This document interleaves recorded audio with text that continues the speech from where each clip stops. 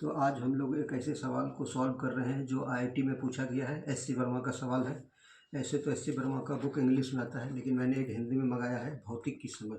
S C Verma का ये book है। इससे एक सवाल आईआईटी में पूछा गया था, बहुत ही अच्छा इंटरेस्टिंग सवाल है। मैथ से भी इसी सवाल को बना सकते हैं और इसको फिजिक्स से भी सवाल को आसानी से बना सकते हैं। आज का जो एग्ज़ाम का लेवल हमने देखा है, ये ग्रुप डी से ऊपर जितने भी हायर एग्जामिनेशन हैं, जैसे रेलवे का कोई भी हायर एग्जामिनेशन हो ड्राइवर का, उसमें ये सवाल आ सकता है। उन सब विद्यार्थियों के लिए ज़्यादा इम्पोर्टेंट है ये चीज़। तो ये सवाल हिंदी में मैंने रखा है, इसका बुक इंग्लिश में भी आता है तो हिंदी में है ये। चित्र में दो रस्सियाँ वस्तु एम से बंधी है, ये चित्र में दिखाया गया है। एम एक वस्तु है जो दो रस्सी से मिलकर बंधा हुआ है और दो घिरनियों पर होकर एक दूसरे की ओर आ रही है, ऐसे खींचा जा रहा है। रेशियो के किनारे P एवं Q, यहाँ पर है P, यहाँ पर है Q। समान वेग U से नीचे आ रही है, नीचे की तरफ U वेग से आ रही है। इस समय वस्तु M ऊपर की ओर कितनी चाल से चलेगा? चार चॉइस दिया हुआ है। पहला है 2u cos थीटा, दूसरा है u by cos थीटा, तीसरा है 2u by cos थीटा, चौथा है u cos थीटा। सवालों को सॉल्व करते हैं। दो तरीका से आपको हम बताएंगे। पहला जो आप मैथ तरीका से जानते हैं, और दूसरा एक फिजिक्स तरीका से बताएंगे जो चीज़ों को आसान कर देगी, फिजिक्स का इस्तेमाल करके बताएंगे। तो ये सवाल है, ये घिरनी बना हुआ है, दो घिरनी है, इंग्लिश में इसको पुली कहा जाता है। इससे ये रस्सी बंधा हुआ है, उसमें एम को यहाँ से लटका दिया गया है, एक नीचे की तरफ इधर खींच जा रहा है क्यू से, और यहाँ पर है पी।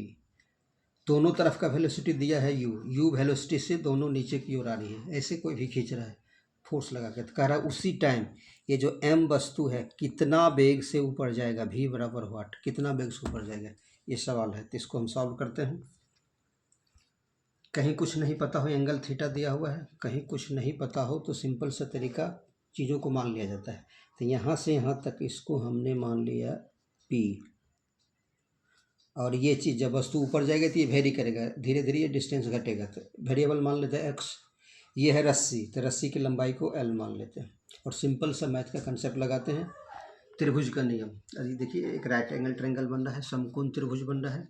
इन समकोण त्रिभुज में लंब का स्क्वायर बराबर होता है, कर्ण का स्क्वायर बराबर होता है लंब का स्क्वायर प्लस आधार का स्क्वायर। यानी इसको हम लिख सकते हैं L स्क्वायर, ये कर्ण है, कर्ण का स्क्वायर बराबर लंब का स्क्वायर, थीटा के सामने लंब होता है, पी स्क्वायर प्लस आधार स्क्वायर एक्स स्क्वायर। सिंपल सा कंसेप्ट लगाया है।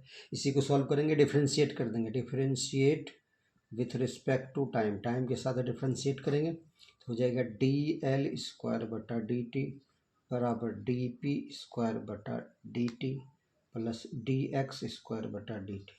किसी का वेरिएबल उसी के रिस्पेक्ट में डिफ्रेंशिएशन होता है, मैथ में अच्छी तरह से आप लोग जानते हैं। इसको उसी के रिस्पेक्ट में पहले रखते हैं, डी एल स्क्वायर बटा D L into D L बटा डी टी बराबर डी पी स्क्वायर बटा D P into D P बटा D T plus D x square बटा D X into D X बटा डी टी। अब इसका differentiation इसके रिस्पेक्ट में हो जाएगा, ये हो जाएगा 2L D L by D T बराबर 2P D P by D T. जो भी 12th का स्टूडेंट होंगे जरूर डिफरेंशिएशन में पढ़ेंगे। एल स्क्वायर का डिफरेंशिएशन एल के रिस्पेक्ट में 2L होता है, और यहाँ पर हो जाएगा 2x डी एक्स बटा डी टी। कोई भी चेंज वेरिएबल होगा, x बदलेगा, घटेगा, बढ़ेगा, छोटा होगा, बड़ा होगा, l भी बदलेगा, रस्सी जब ऐसे खिंचाएगा, लेकिन p नहीं बदलेगा, कांस्टेंट है। कांस्टेंट का डिफरेंशिएशन जीरो होता है, तो इसको लिख देंगे zero. 2L D L by D T, ये जीरो हो गया। 2x D X by D T, इसको लिख दिया। देखिए जीरो को अपने भी लिख सकते हैं, ये हो जाएगा 2L D L by D T, इधर बचेगा 2x D X by D T, 2 से 2 कट जाएगा। हमको निकालना है x, ये वेरिएशन भी निकालना है, तो इसको इधर लिखते हैं, कोई दिक्कत नहीं है। D X by D T into X बराबर L into D L by D T. X गुना में इधर जाकर डिवाइड हो जाएगा, तो D X by D T बराबर एल बटा X D L by D T. D X by D T rate of change of velocity, rate of change of displacement या डिस्टेंस वेलोसिटी कहलाता है। तो D X by D T की जगह we रख देंगे इंटू एल बटा x, और D L by D T rate of change of length, यहाँ वेलोसिटी दिया हुआ है u, तो D L by D T की जगह u हो जाएगा। और इस फिगर से देखिए यहाँ से क्या हो जाएगा, कॉस थीटा को आप लिख सकते हैं बेस x बटा एल, बेस ये लिख सकते हैं कॉस थीटा को x बटा एल इस फिगर से। तो हम 1/cos थीटा को लिख सकते हैं L/x, पलट जाएगा, कुछ नहीं, इन चीज़ों को केवल पलट के लिखे हैं। तो L/x की जगह 1/cos थीटा रख सकते हैं, L/x की जगह 1/cos थीटा इंटू यू। इसको इधर मल्टीप्लाई कर देंगे तो v बराबर हो जाएगा u/cos थीटा। ये आंसर है, देखिए बी नंबर चॉइस। इतना मिनट लग गया, लेकिन कंपटीशन में इतना टाइम नहीं है, इतना लंबा समय लग रहा है। अब हम फिजिक्स का दिमाग लगाते हैं आपके साथ। ये आईटी सवाल पूछा है, तो आईटी कुछ दिमाग लगाता है। दिमाग क्या लगाता है, तो आप फिजिक्स के कंसेप्ट, इन चीज़ों को सीखते हैं। एक लाइन लिखेगा और आंसर आ जाएगा। कैसे, तो देखिएगा, फिजिक्स का एक कंसेप्ट कहता है, सिंपल सा कंसेप्ट है फिजिक्स का।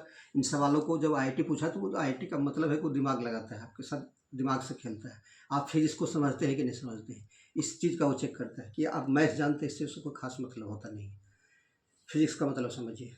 तो क्या किया है, एक कंसेप्ट है फिजिक्स में, एक रस्सी है, ये रस्सी के तरफ, जैसे हॉरिजॉन्टल रस्सी है, इस रस्सी के अलोंग यहाँ का वेलोसिटी और यहाँ का वेलोसिटी, किसी भी पॉइंट का वेलोसिटी बराबर होगा। यदि रस्सी की अलोंग इसको खींचेंगे तो हर पॉइंट का वेलोसिटी बराबर होगा, हर एक पॉइंट का वेलोसिटी बराबर है। यदि मान लीजिए ऐसे रस्सी वर्टिकल होगा तो जितना यहाँ का वेलोसिटी होगा उतना नीचे का वेलोसिटी होना पड़ेगा, नहीं तो रस्सी टूट जाएगा। देखिए हर एक पॉइंट का वेलोसिटी बराबर है, लेकिन खींचा जाना चाहिए रस्सी के अलोंग, तब हर एक जगह का वेलोसिटी बराबर होता है।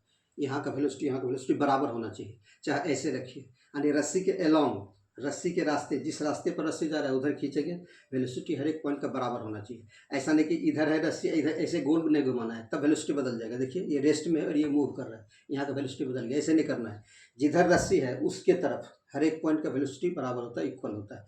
चाहे ऐसे भी रख सकता है, हर एक पॉइंट का वेलोसिटी बराबर होता है। तो वही कंसेप्ट को लगाते हैं। जब ये पुली खिंचा रहा है, रस्सी के साथ पुली खिंचा रहा है, ऐसे इस तरह से खींचा जा रहा है, तो यहाँ का वेलोसिटी और यहाँ का वेलोसिटी बराबर होना चाहिए। रस्सी के अलोंग हर एक पॉइंट का वेलोसिटी बराबर होना चाहिए। मतलब जितना वेलोसिटी इस पॉइंट का उतना वेलोसिटी इस पॉइंट का होना चाहिए, यानी हर एक पॉइंट का वेलोसिटी इक्वल होना चाहिए। तभी फिजिक्स के लॉ को कंसेप्ट यूज कर सकते हैं। बस इसी कंसेप्ट करेंगे, समझेंगे। ये यहाँ पर है